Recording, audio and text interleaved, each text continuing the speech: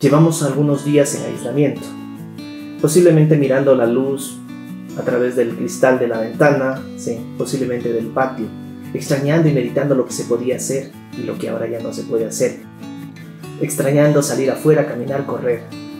Decir que estamos a gusto con esto, pues no lo estamos, sí, y esto nos puede generar ansiedad y lo que me puede estar pasando a mí a lo mejor les puede estar pasando a muchos. Echo de menos salir a correr, salir al parque, tomarme una foto. Extraño a las personas, saludar y decirles buenos días, buenas tardes, buenas noches. Extraño a la familia, salir al mundo, fluir con la vida en sí. Hemos perdido obligatoriamente pues estos estímulos a los que estábamos acostumbrados, estos estímulos sociales, estímulos exteriores. Y claro, en apenas 4 días aproximadamente ya estamos un poco incómodos con el tema. Estamos buscando formas de distraernos, aprendemos a jugar, a compartir con nuestros vecinos, con nuestra familia, a reírnos, pero más que nada a reinventarnos. A dejar de lado de cierta manera el quejarnos y el tratar de buscar estas soluciones que nos permitan distraernos y sobre todo ocupar nuestro tiempo. En este momento quiero aportar personalmente con un granito de arena, pues si bien hay otras prioridades que se tendría en el país, en el mundo, pero como abogado podría compartir en este caso, y es lo que voy a hacer, información más que nada con respecto al tema de forma muy puntual a lo que es el estado de excepción, lo que es una emergencia y aterrizado a lo que son las compras públicas, con el fin de evitar errores, sobre todo en los servidores públicos. Así que si logro con esto llamar su atención y más que nada aportar en algo el conocimiento, pues me daré por satisfecho. Con esta normativa que tenemos aquí, sí, y con la ayuda de esta tablet, pues vamos a empezar.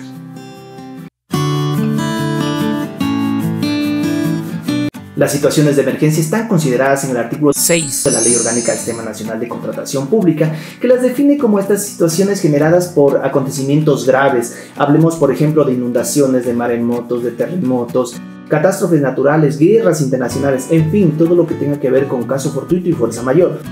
Esto puede ser incluso a nivel sectorial, a nivel de provincia, de cantón o a nivel nacional. Por otro lado, de forma complementaria, el artículo 57 de esta norma jurídica pues nos habla de que para atender estas situaciones de emergencia es la máxima autoridad quien debe emitir el acto administrativo, entiéndase la resolución o el decreto, motivadamente o el acuerdo, motivadamente sobre tal emergencia. En este contexto, la declaratoria de emergencia le corresponde pues a cualquier entidad pública de cierta manera a través de su máxima autoridad, obviamente en base a la competencia que tenga esta entidad. Por ejemplo, un municipio no podría decretar la emergencia en la vialidad rural, puesto que esta competencia le corresponde exclusivamente a la prefectura, al gobierno provincial a través de su prefecto. Bueno, yendo un poquito más allá, ahora sí al estado de excepción, pues esta figura jurídica va más allá de un estado de emergencia, es decir, que es un mecanismo, aparte de estar contemplado en la normativa jurídica, pues permite atender estas situaciones extraordinarias y sumamente graves, entre comillas, pues ya que le estaría dando mayores poderes al gobierno, ¿sí? Y más que nada le permite hacer la disminución, o mejor dicho, digamos así, la suspensión o la restricción de derechos fundamentales. Esto lo diferencia de la declaratoria de emergencia, ¿sí? Esta suspensión de derechos y sobre todo quien la emana, que es de forma exclusiva la potestad la tiene el presidente de la República para el estado de excepción. Hay una definición precisa que les quiero compartir, sí, con respecto al estado de excepción que está en la Ley de Seguridad Pública y del Estado en su artículo 28, que lo menciona como la respuesta a graves amenazas de origen natural o antrópico que afectan la seguridad del Estado y corresponden a un régimen de legalidad en el cual no podrán cometerse arbitrariedades en el contexto de la declaración. Estos se dictan por decreto en caso de estricta necesidad cuando el orden institucional no es capaz de responder a las amenazas de seguridad de las personas y del Estado. Y es lo que pasó, ¿sí? ¿En qué sentido? En que el Ministerio de Salud Pública, como rector del Sistema Nacional de Salud, no iba a poder responder óptimamente la amenaza de la pandemia producto del virus que hoy nos afecta no solo al país, sino al planeta entero, ya que si bien declaró, o en este caso acordó, porque es un acuerdo que emite, la emergencia basada en la declaratoria realizada por la Organización Mundial de Salud en torno al brote de coronavirus como pandemia global, pues ya que al ser un problema muy serio, involucraba la participación de muchas entidades del sector público y tenían que ser restringidos algunos derechos que el ministerio no estaba en competencia de hacerlo, pero el presidente sí, a través del estado de excepción.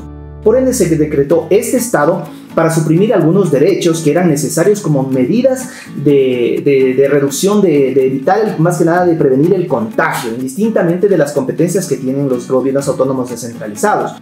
Dicho de otro modo, el estado de excepción le da, entre comillas, este poder al presidente de la República para no tener que pedir permiso a ellos o solicitarles que, por ejemplo, en el tema de vialidad, pues obviamente cuando hay que atender estas emergencias, es decir, que suprima el libre tránsito, por ejemplo.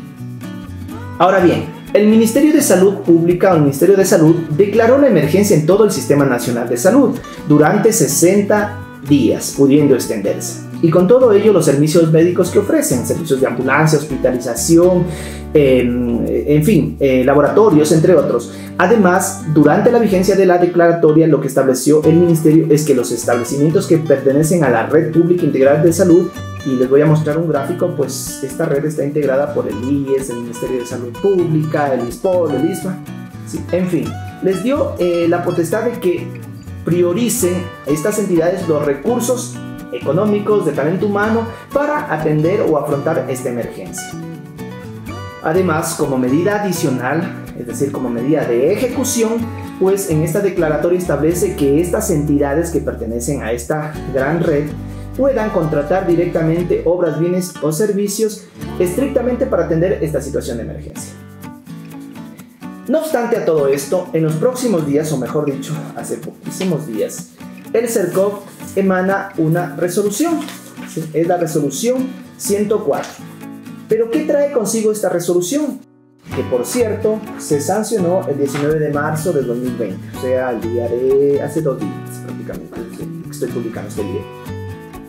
Primero, deja en claro que la declaratoria de un estado de excepción no suple a la declaratoria de emergencia que cada entidad debe realizar. Dicho de otro modo, si una entidad quiere utilizar los mecanismos de contratación directa que da la emergencia, pues debe decretar o debe declarar en primer lugar el estado de emergencia o la situación de emergencia. ¿Qué más nos trae esta resolución? Ya establece algo novedoso, que es el plazo de la declaratoria de emergencia. Le establece que el plazo es de 60 días exclusivamente, habiendo una salvedad cuando se trate, cuando este estado de emergencia se base, o mejor dicho, esta declaratoria de emergencia se base en un estado de excepción. Si el estado de excepción se prorroga, podrá prorrogarse en base a lo que este estado de excepción se estaría yendo. Me voy a explicar. Vamos a hacer un análisis de la Constitución primero para entender los plazos del estado de excepción. El decreto de la excepción tendrá una vigencia de 60 días máximo. Pero si las causas que lo motivaron persisten, podrá extenderse 30 días más. Dicho de otra manera, si una declaratoria de emergencia está basada en un estado de excepción, implica que podría tomar 60 días inicialmente, pero podría extenderse si el estado de excepción también se extiende los 30 días más. ¿Qué más? Nos destaca la aplicación mínima de lo dispuesto en el numeral 2 del artículo 9 de la codificación de las resoluciones, es decir, de la resolución 72, que no es otra cosa que el cálculo del presupuesto referencial de estas contrataciones por emergencia se deben basar en base al estudio de mercado en lo que fuera aplicable. En otras palabras, este cálculo, esta determinación del presupuesto debe representar el mejor costo, ¿ok? Con respecto a la publicación en la herramienta del CERCOV denominada publicaciones por emergencia, la resolución o acuerdo de declaratoria de emergencia debe ser publicada inmediatamente. Es decir, en el día, se entendería que en el día en que está sancionando o firmando la resolución o la declaratoria como tal de emergencia, pues debe publicarse. Hay una salvedad, solo cuando se trate de catástrofes naturales, pues establece un término de 5 días posteriores a su emisión. Los contratos, las órdenes de compra, las facturas, pues que se instrumenten dentro de esta situación de emergencia en el término máximo de 2 días posteriores a la fecha del referido instrumento deben publicarse, máximo 2 días. El CERCOV también ha considerado que se deben elaborar informes parciales con respecto a las contrataciones realizadas y que se deben de publicar cada 10 días. Bueno, asumiendo que haya más contrataciones, porque si ya lo hace en una primera instancia dentro de esos 10 días y ya estarían todas las contrataciones, ya no sería necesario estar subiendo un segundo informe. Obvio, sin dejar de lado que hay un informe final, que el mismo, me refiero al informe final, debe ser publicado una vez que se supere la emergencia. Esto no establece una fecha, sino una vez que se supere el tema de la emergencia como tal. En esta resolución, de igual manera, el CERCOP deja claro algo que en lo personal considero ilógico y no le veo nada coherente su aplicación, sobre todo cuando se trata de obras, pues menciona que no se podrá contratar obras, bienes, servicios o consultorías cuyo plazo de ejecución exceda o se extienda más allá del tiempo previsto en la declaratoria de emergencia. No estoy de acuerdo para el caso de obras. ¿Por qué razón? Porque en el caso de bienes o servicios son situaciones muy puntuales. Muchos proveedores tienen estos bienes listos para entregarlos. Por ejemplo, compra de 1000 mascarillas. Ya los proveedores lo tienen listo y le entrega, toma la factura y listo. Terminada la contratación. Servicio de limpieza de un terminal terrestre. Pues bueno. Pero no con obras, que necesitan desde ya un estudio pormenorizado.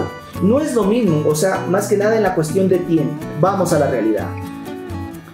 Si una entidad pública necesita contratar por emergencia, vamos al caso puntual, el ministerio necesita hacer un hospital urgente, ¿sí?, para atender enfermedades respiratorias. A lo mejor primero tiene que contratar el estudio, también por emergencia, y luego de terminar el estudio tiene que contratar la obra. No van a avanzar en los 60 días iniciales que está estipulado la declaratoria de emergencia, es imposible.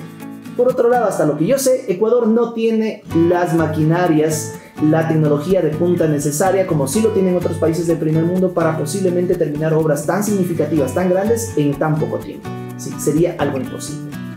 En este contexto, no le veo adecuado esta disposición.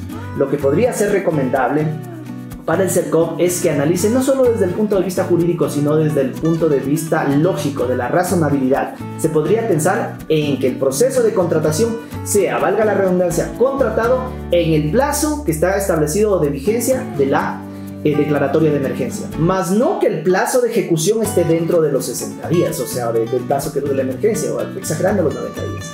Sería imposible.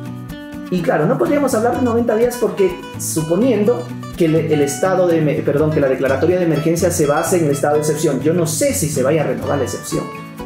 Debería definir un plazo inicial, ¿sí?